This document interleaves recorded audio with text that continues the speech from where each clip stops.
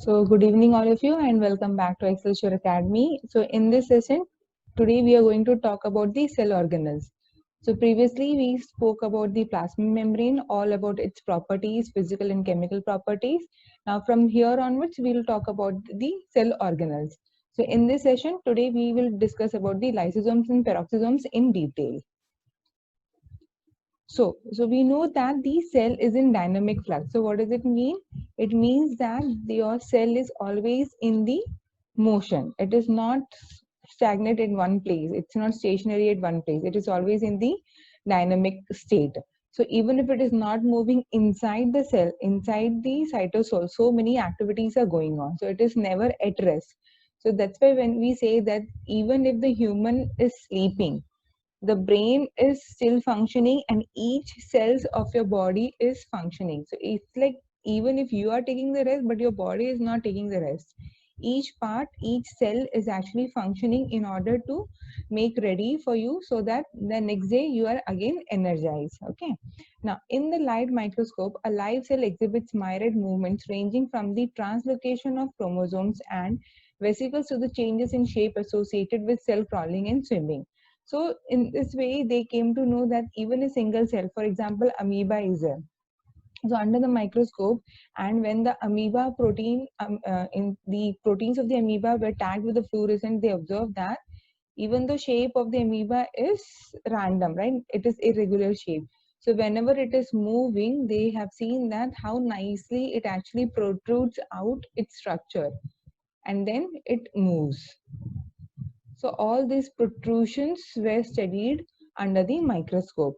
Now, how each organelles are responsible for carrying out the cellular process was studied, and for this, what technique they have used is called freeze fracture technique, which was again combined with the electron microscope. Okay, so freeze fracture technique. So what they do in this technique is, so they have taken your cell, the cells has been taken, it is freezed. Now how do you freeze them? Using liquid nitrogen. So what is the temperature of liquid nitrogen? Rinky, what is the temperature of liquid nitrogen? 196 degrees Celsius. How much? 196. 196. It is correct if you say minus 196. Okay. Now that is important. So it is that much low temperature at which the cells has been freeze. Now after freeze, it is the fracture. So using a diamond knife, you actually make a cut. So you actually use a single cell over here. It's not the tissue or the organ, but single cell we are talking about here. So what they are gonna do, they are making a cut over here. Okay. Now once this cut has been made, what happens is that you see your structure something like this, like this. Okay. So two surfaces you get. Now what happens is you are going to label this portion. This portion is being labeled with the heavy metals. Okay, that is called the staining, using the heavy metals. So what kind of heavy metals you can use? Either you can use gold, platinum, or osmium tetroxide. All these can be used in order to do the staining. Now once the staining is done, you actually take this replica. Okay, we don't take this cell. This is not taken. This portion is taken, and this is called the replica. Now this replica is observed under the electron microscope. Now under the microscope, you study the structures. So if you got like this, a certain way somewhere is nothing is there. So you study this, and then you study rest of the cell. So finally they understood that inside the cell so many organelles are present. So each organelles like mitochondria, chloroplasts, peroxisomes, glyoxysomes, lysosomes, all these were studied using freeze fracture technique. Okay. Now, plant and fungal cells lack lysosomes as compared to organelles present in the animal cells. So we know that in animal cells, we don't have the cell walls, whereas both plant and fungal cells have, and lysosomes are absent in the plant and fungal cells.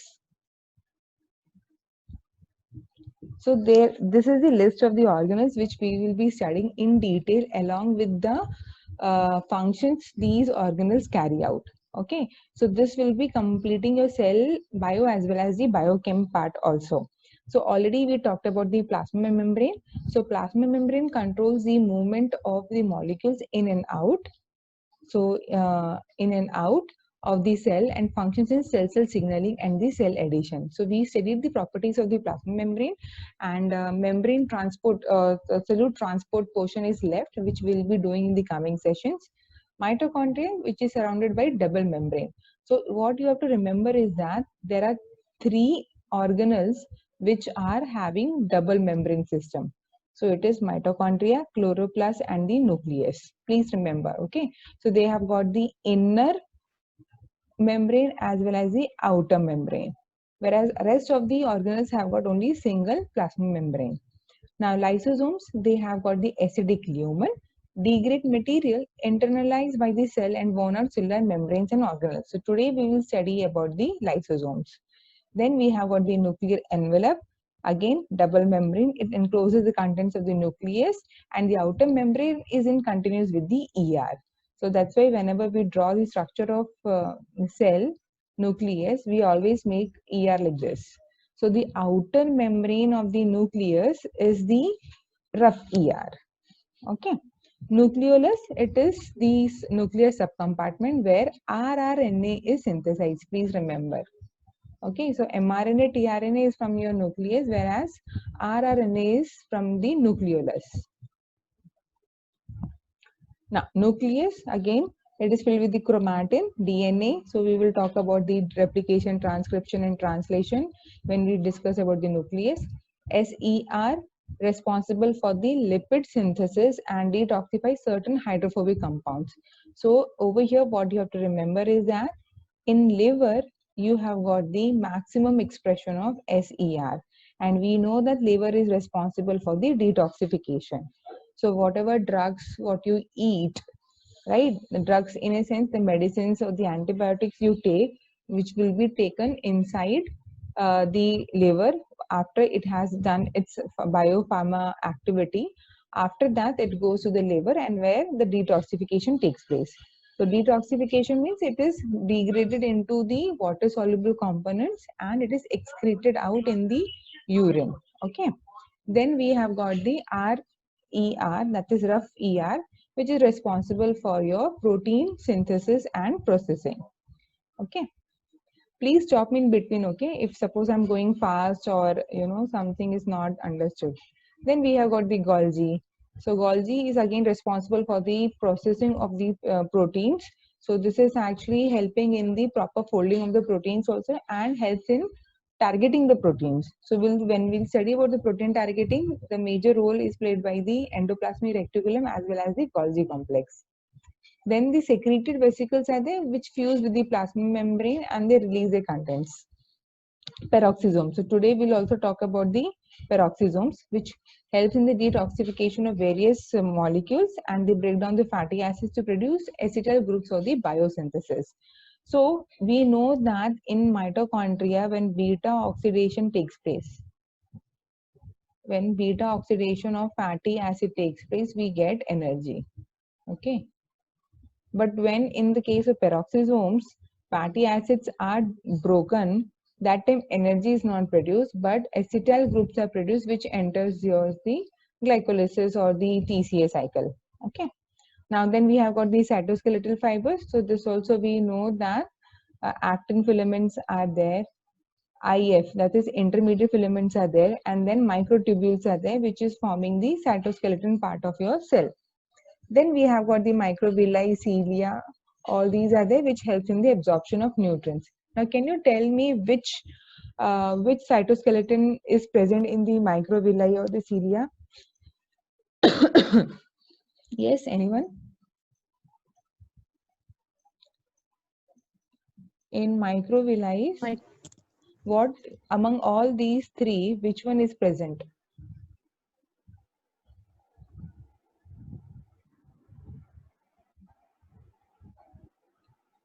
Yes, Mahima? Any idea? Microtubule? No, it is the actin filaments. Okay. So microtubulins only forms your spindle fibers during the chromosome separations. Okay. In rest all cilia, microvilli and all, it's all your actin filaments are present. Okay. So cell wall is there. So in case of plant, we know that cell wall is present made up of cellulose and hemicellulose. If it is fungus, then it is N-acetyl glucosamine. Please remember N-acetyl glucosamine.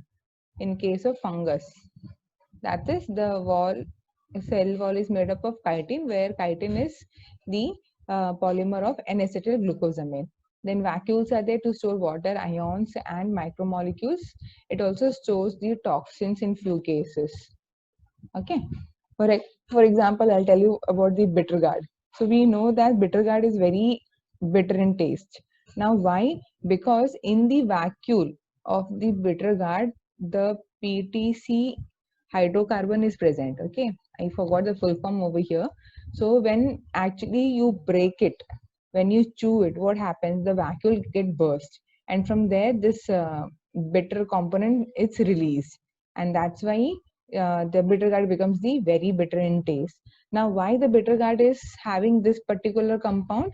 It is the defense mechanism of the plant, so that the herbivorous animals will not eat them. So once we start with the plant physiology, you'll understand that many plants are having these toxins or the very bad taste. It's just nothing but their defense mechanism to protect themselves. Okay. Then chloroplast is there to carry out the photosynthesis. Again, this is the double membrane system. Okay, so let's start with our lysosome. So before we proceed to lysosome, the initial stage is the endosomes. So endosomes, they take up the soluble macromolecules from the cell exterior. So how exactly it is happening is, so this is the pathway given. So there are three pathways as mentioned over here. So endosomes means endocytic pathway they are going to follow. So what is the first path? Just look at the figure over here. So first is endocytosis. So these molecules will go and bind to the receptors which are present on the plasma membrane. Now with the help of the clathrin protein. Remember the clathrin protein where we have studied during the lipid reaction. Yes, Huh. So these clathrin proteins, with the help of these clathrin proteins, endocytotic vesicles will form. Okay, once these vesicles are formed, the clathrin proteins are there which actually gets removed. Now this vesicle will be taken and they fuse with it gets matured. Now when you early endosome and late endosome means what? It starts getting mature. Now mature means they start degrading the substance which they have taken in. Now, finally, they go and fuse with the lysosome. Now, primary lysosome means they will have the inactive hydrolytic enzymes. So, endosomes and the primary, a late endosome and primary lysosome goes and combines. What will happen finally? It forms a secondary lysosome and starts degrading the components which has been taken through the endocytic pathway. Okay, so that is your first one. Then comes your phagocytosis. So what is phagocytosis? So we know in the phagocytosis, it is the engulfing of the entire solid material. So in this case, let us say this is the bacteria. So these kinds of processes are shown by your defensive cells like WBC, your neutrophils, monocytes are there, right? So all these are macrophages. So these cells, what they do is whenever there is a bacterial infection, they go to that particular wound area wherever this bacteria are present and they try to engulf the entire bacteria. So now this bacteria has been engulfed. Now can you see this is the membrane, of the let us say macrophage only. So you can see how nicely it has been wrapped. Now this is important because the bacterial cell wall and the animal cell membrane is not compatible to fuse. Agree? Because the bacteria has got the cell wall and animal does not have the cell wall. So fusion between the bacterial cell wall and animal cell membrane won't be easy. So the mechanism is that you actually wrap with your own plasma membrane. So the bacteria will be wrapped with the macrophage plasma membrane this itself. Then it will be pinch off Now, what happens? This membrane is similar to the plasma membrane of the animal cell. So then it becomes easy for this phagosome to get fused with the lysosome, because lysosome is nothing but the having the plasma membrane composition only. So this fusion between the phagosome and the lysosome is compatible. So this is your phagocytic pathway. Now what is the third one? Now let's talk about the third one. So what is third one? It is the autophagy. So again, in the case of autophagy, so we know autophagy is where self-eating is happening. So inside the cell, if suppose sometimes your Golgi or mitochondria or any of the organelles is not functioning properly, so instead of undergoing apoptosis, it is better to just remove that particular organelle. Remember what is autophagy? It is PCD1 or 2. I have mentioned already. It is PCD 1 or 2. Yes, Mahima? Do you remember? It is? Yes, it is 2. So PCD 1 is programmed cell death 1, that is apoptosis, and autophagy is PCD 2. Okay. So now what is happening in the autophagy? Again, for example, mitochondria is there, it is not functioning properly. So a layer. Now, in the case of mitochondria also, the fusion with the lysosome is not compatible. Why? Because of its double membrane system. So mitochondria has got double membrane system and it is not compatible to fuse with the lysosome. So in order to facilitate this mechanism, what happens is in case of mitochondria, ER will go and wrap around the mitochondria. Now, ER is single membrane bound organelles, correct? So, ER will go and wrap the mitochondria. Now, it goes and fuses with the lysosome. And then the autophagy takes place or autophagosome is formed. So, this is how lysosome is helping in the removal of the non-functional organelles from the cell and not undergoing the apoptosis. So all these three mechanisms clear: endocytosis, phagocytosis, and autophagy. Is it clear? Yes, ma'am. Okay. Yes, ma'am. So the same thing has been explained over here. Now see in the electron micrograph section. So again a mammalian cell was taken and it has been labeled with the gold particles. So whenever we do any electron microscopic studies, we use heavy metals like gold or platinum. Okay, so either gold or platinum will be used. In this case, gold has been used. So wherever you see the dark shaded region, it means the gold has been deposited over there. Okay. Now, gold-able ovalbumin black spot is found early in the endosome. So what they have done is, in order to do the labeling, they have labeled the protein itself, which were found in the endosomes. So you can see that in the early endosomes and the late endosomes, dark spots are there, whereas it is very little present in the autophagosomes. So this is your autophagosome. So very little is present this protein. Whereas in the case of early endosomes and late endosomes, you can see how nicely the ovalbumin protein is there. Can you see the labeling over here? This is EE, that is early endosomes. LE, late endosomes. AV is your autophagosomes. Okay. Now the question should come: how do you understand that these were the endosomes? So again, as I mentioned before, so these people have used freeze fracture technique and they have focused only on few organelles and then they set it under the electron micrograph. And we also know that these kinds of proteins are specific to that particular organelles and hence it will be labeled. So that's how you do your electron microscopic studies. So now all about the lysosomes. So they are the acidic organelles which contain the degradative enzymes. Now, the lumen composition differs from that of the cytoplasm. Now, why it is said so? Because the lumen of the cytoplasm, the pH is less as compared to the cytosolic pH, which is around 7. So, the pH of the lysosome goes from 5 and below also. So, it is acidic. The process by which each organelle is degraded, this is autophagy. And if suppose materials has been taken through the endocytosis, it is called phagocytosis, in which, yes, this we have discussed already.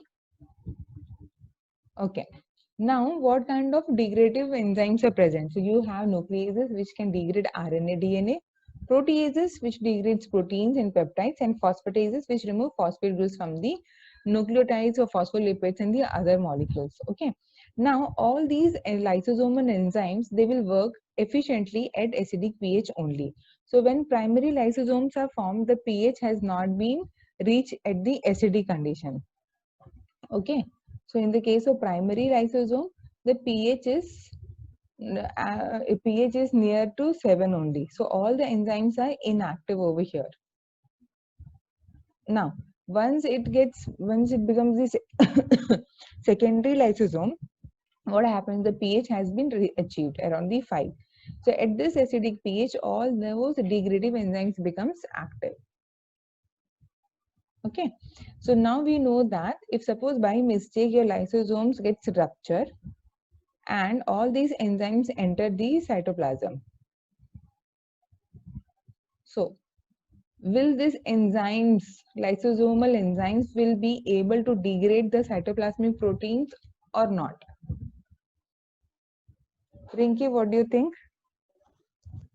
Yes, ma'am. So They were able to degrade the cytoplasmic proteins.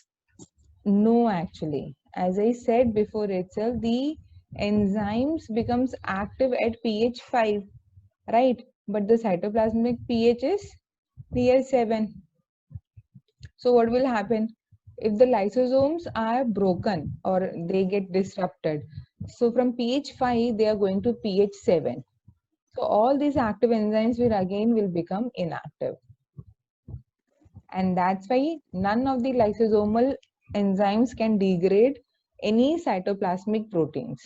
Now you might ask questions, then how to degrade and recycle the cytoplasmic proteins? For that, you have got the cytosolic proteases are there, proteosomes are there, okay, in order to carry out the degradation and recycling of the proteins which are present in the cytoplasm.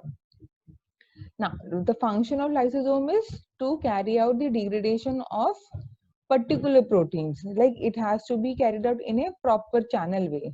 So that's why the lysosomes are prepared in such a way that the only at the acidic pH the enzymes are active. Is it clear now? Okay, so if the question comes that lysosomal proteins or lysosomal enzymes are able to degrade your cytoplasmic proteins, the answer is no, because at physiological pH or neutral pH, the lysosomal proteins or enzymes are inactive. Okay, don't forget. So now how this acidity is maintained?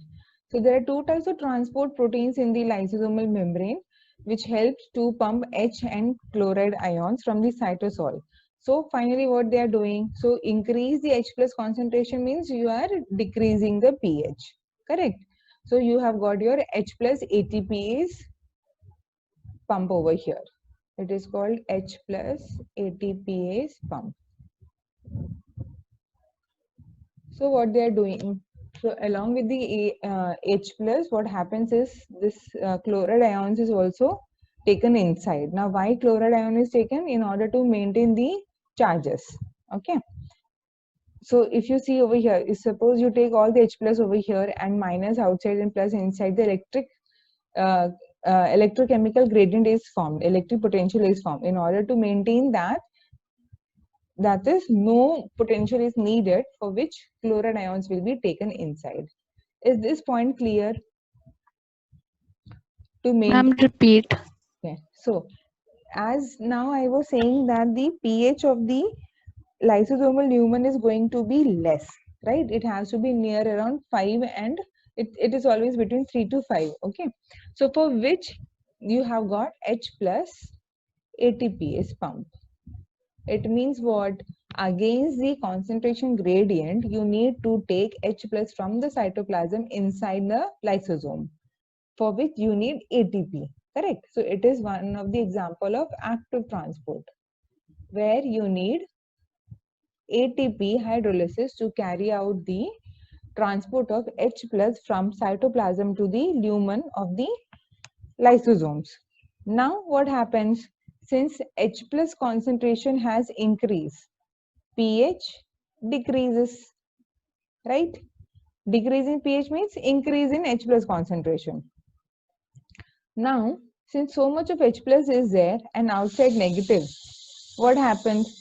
Positive, negative electron potential has been generated.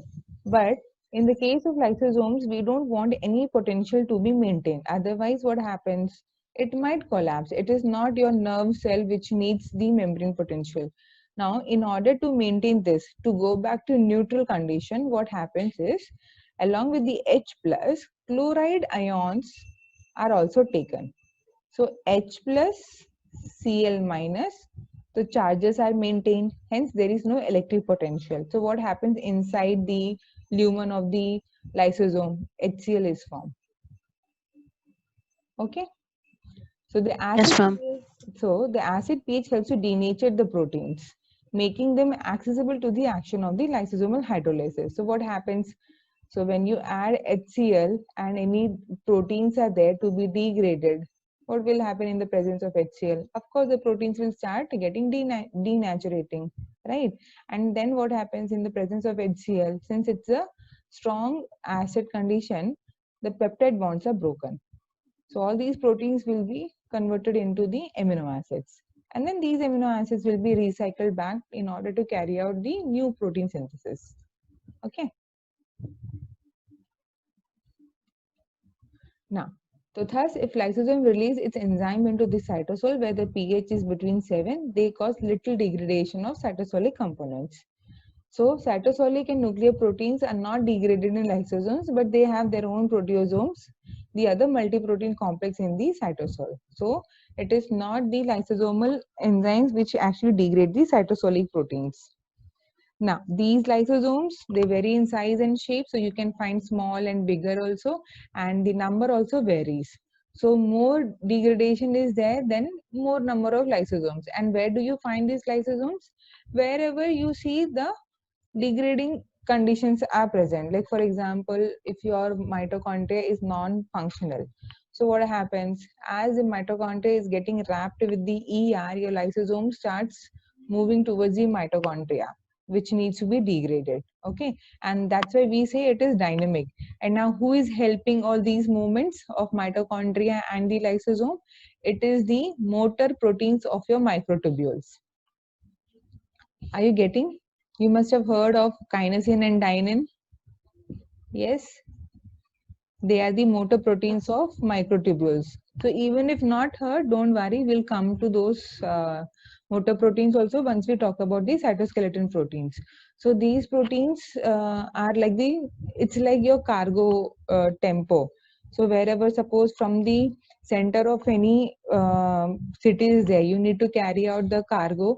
It goes and it uses the highway and goes to some other city, and from there it brings the another cargo and brings back to the central city. So in the same way, these kinesin and dynein also, they carry all these lysosomes and mitochondria, and they help in the fusion. Otherwise, people will think that in the cytoplasm everything is happening by the random fusion. It is not actually like that. Everything has to be maintained, and it is very systematic. And all these are done by the kinesin and dynein. So they carry all these, they make sure they walk through these microtubules, and then make sure that these organelles come together and get fused. Okay. So primary lysosomes are roughly spherical and do not contain obvious particular membrane debris. So once it becomes secondary, so that is, they become large and irregular because they get fused with the other membrane bound organelles. Finally, the organelles or the particles which is present gets digested. So here you can see that this is the example of secondary lysosomes, where you see a peroxisome is there and the mitochondria is there. So they are getting fused together, and finally this is getting digested. Okay. So this is how they understand. Now you must be asking how they understood that this is the lysosome only. So there are certain marker proteins. For example, in the case of lysosome, the marker protein is M6-phosphate. So what is M6-phosphate? It is also called the signal for lysosome. It is called the mannose-6-phosphate. Okay. So mannose-6-phosphate is there. So you can label the mannose-6-phosphate, and wherever this labeling is seen, it means that particular organelle is your lysosome only. Is it clear? So each organelle has got its own specific proteins to which you can actually label and identify later in the electron micrograph. Now about the diseases. So Tay-Sachs disease is caused by the defect in one of the enzymes which is not able to break down the gangliosides, and hence because of this what happens, the child is going to have all those brain related of the nerve cell. It's actually brain related all damage is there. So the symptoms is that the disease usually evident before the age of 1, and the affected children, they will be demented. It means they won't be mentally active, and they will be blind, and by 3rd birthday of their life they will be dead. Okay, so now how do you understand that the child is having all these things? So it all comes under the genetic disorder. So when during the pregnancy they carry out the congenital studies, and that time it will be understood whether the baby is fine or not. So such kind of mutation happens, and these kinds of diseases are there. So in the case of lysosomal, it is one of the example, Tay-Sachs disease.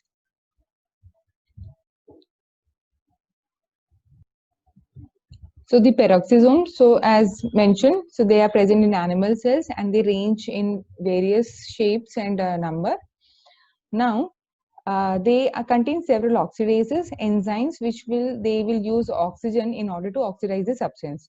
So in the process, what happens is many a times inside the cell, H2O2 is produced, and this is a corrosive substance. Okay, so this has been neutralized with the help of the enzyme called catalase. So this you must have done in your lab experiments also. The moment you add catalase and H2O2, you see the bubbling on the surface. So that is because of the evolution of what? Evolution of oxygen, and plus you get the water. Now main function of peroxisomes we'll study now. So this is just another electromicrograph where you can see the peroxisomes labeled as PP, and then you have got the mitochondria, right, in the structure. These dark spots are nothing but the glycogen. So you see that wherever these substances are there, where it needed to be broken down, you can see that peroxisomes are near to that. Okay. Now, how it is being done? It's more important. So let's see that. In contrast with the oxidation of fatty acids in mitochondria, as mentioned before, so in the mitochondria, beta oxidation takes place for the fatty acids, which ultimately give you the ATP, right? It is coupled with the electron transport chain, and finally you get the ATP synthesis. Whereas in this case, in the case of peroxisomes, whenever a fatty acid is being degraded, it is not giving you the ATP, but it will give you the acetyl group. So we know that after the glycolysis, you get the pyruvate say you get the acetyl, and that enters the Krebs cycle. So this acetyl group will go into the Krebs cycle, and hence it will help in the synthesis of the biomolecules. Now the energy released during the peroxisomal oxidation is getting converted into the heat. Okay, and the acetyl groups are transported into the cytosol for the synthesis of cholesterol and the other metabolites. Now, particularly in liver and kidney, these toxic molecules are there, they enter and are degraded into the peroxisomes. So that's why whenever we say that in case of liver or kidney, if suppose these organs are failing, so how do they understand that the particular organs are failed? It is when the enzymes which are responsible for the degradation, like in the liver and in the peroxisomes, are not present or getting degraded off. So that's why they do always the protein test. In the liver also, in the kidney also, they carry out certain protein tests. So if that comes bad, then they start saying that, okay, so your liver and the kidney is getting failed. Okay. Now, what is the function of the peroxisome? So you see that there is a fatty acid. Okay, so it's a long chain fatty acid is there, and it is getting converted into the small chain fatty acid, and then further it is being oxidized. So during the conversion of long fatty acid to short fatty acid, there is a generation of H2O2. Now this is being degraded into the water and oxygen with the help of the catalase. Okay, so the specificity of the peroxisome enzymes is for the longer chain fatty acid, and its function is to shorten the chain length of the relatively long fatty acid to a point at which beta oxidation of these fatty acids can take place. So if you see in the next slide, this is how the peroxisomes is functioning along with the mitochondria, and that's why in the electromicrograph you saw that wherever mitochondria were present, over there the peroxisomes were also present. Okay, so they work in hand conditions. So let's see over here, we have got the very long chain fatty acid, branch chain fatty acids are there. Okay, now they are taken inside the peroxisomes with the help of ABCD. What is ABCD? ATP binding cassette superfamily D. Okay, so they enter these and they are degraded into acyl CoA, enol CoA, then hydroxyacyl CoA. So all these enzymes are there. Ultimately what you get is acetyl CoA. Now these acetyl CoA and the shortened fatty acids are being taken into the mitochondria, where it entered the TCA cycle and finally gives you the NADH or the electron equivalents, which will enter the electron transport chain and finally will give you the ATP synthesis. Okay. Now, wherever NADH is there, you have got the NRS. What is NRS? It is NAD redox shuttles. So once we start the biochemistry, you will also understand how the shuttling is helping in carrying out the NADH to NADA plus. All these you can see. So all these energy equivalents will be taken inside the mitochondria, and NADH is there, FADH2 is there. So all these are actually helping in the electron transport chain and finally giving you the ATP synthesis. Okay. So right now just understand that in the case of peroxisomes, the long chain and the branch chain fatty acids are converted into short chain or in the acetyl CoA, where these two are taken into the mitochondria, where the further beta oxidation of fatty acids takes place. Okay. So these are the full forms of whatever we have used in the figure. Now the disease associated with peroxisome. This is also important because see, these lysosomal disease, peroxisomal disease, these kinds of disease, they will ask only for your part B sections. So you just have to remember what are those. So in this case, again, it is a genetic disease, X-linked adrenoleukodystrophy. So again, it is the disease in which the peroxisomal enzymes are not able to degrade the very long chain fatty acid. Okay. So it encodes a membrane protein that transports into the peroxisomes, which is required for the oxidation of these fatty acids. So persons which are having ADL are unaffected until mid-childhood, and finally it develops the neurological disorders and death happens within few years. So then about the glyoxysome. So as already mentioned that the plants and fungal cells, they don't have lysosomes over there, right? So in this case also plant seeds, they contain glyoxysomes. Now glyoxysomes are nothing but again the peroxisomes only, which is acting in this case, oxidizes the stored lipids. So then the seeds can get the energy from these lipids and helps in the germination of the seed. Okay. So these glyoxysomes are similar to the peroxisomes, and then again they contain many enzymes which are similar to the peroxisomal enzymes. Now, look at this, how actually it is helping. So in the ER, it is associated with the oleosome. So oleo means it is actually preserving your lipids. So triglycerides are there, fatty acids are there. So these fatty acids enter the glyoxysomes where it is being degraded into the acetyl CoA, and you can see citrate, isocitrate succinate. Where do you see all this thing? This you see in the Krebs cycle, right? So in the Krebs cycle, directly what happens is that from succinate you should get fumarate. But instead of fumarate, you don't get in the glyoxylate fumarate, you get the glyoxylate. So what happens? From the fatty acid, citrate, isocitrate, succinate, it enters the glyoxylate and finally entering into the mitochondria.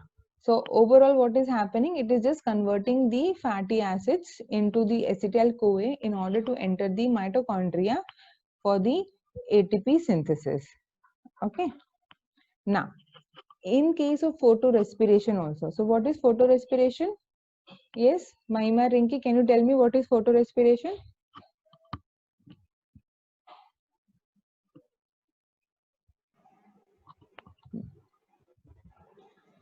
Ma'am, respiration in presence of light.